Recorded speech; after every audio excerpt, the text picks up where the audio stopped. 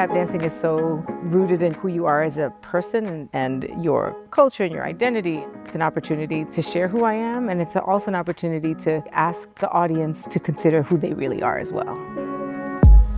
My name is Ayodele Casel, and I'm a tap dancer, choreographer, and a writer. My name is Torya Beard. I am a director, arts educator, and creative producer. The Picantico residency has given us the opportunity to really slow down. We're in a beautiful environment. There's no noise, there are no sirens. I'm not used to working in spaces this big. And there is enough space for everybody. This residency has given me an opportunity to put on its feet some ideas that have been living mostly in my head and on paper.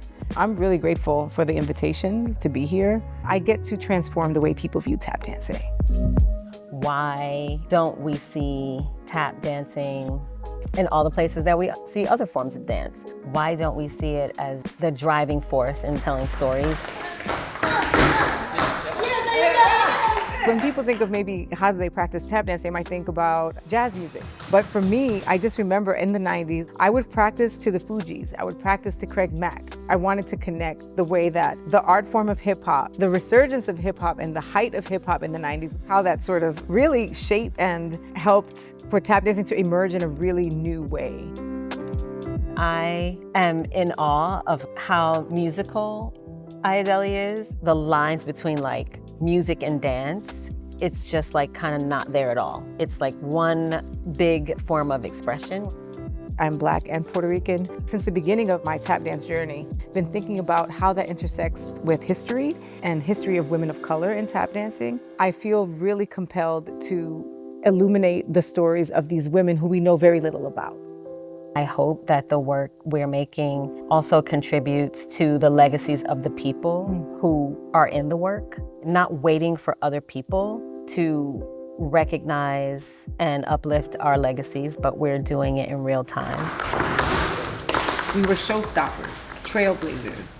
We're not dancing by the books, we're dancing according to how we're feeling. Torya Beard, she expanded what I thought was possible with tap dancing in terms of, its staging. She has no limitations.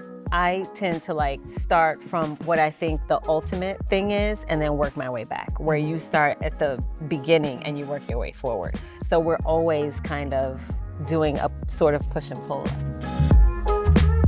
Capital L-O-V-E. Love the people who we bring into the space with us. Everybody's so fully invested in every part of the process. The people make the piece, no matter what it is. I try to always leave space for people to be fully expressed. I'm definitely excited to put what we've done in front of folks. I hope that they walk away with an expanded view of who we are as artists, why we do what we do, why it's relevant and important today, why it has been relevant and important historically. Shut, shut, shut, shut, shut, then you are me, so how do we break free when inside? It's the key, vomiting out your own skeleton. How do I escape me? There is no one way to create work. Living is all about creation and recreating yourself. You help us see an expansive view of who we are.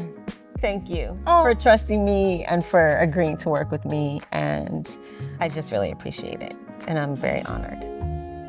Same here. Thank you.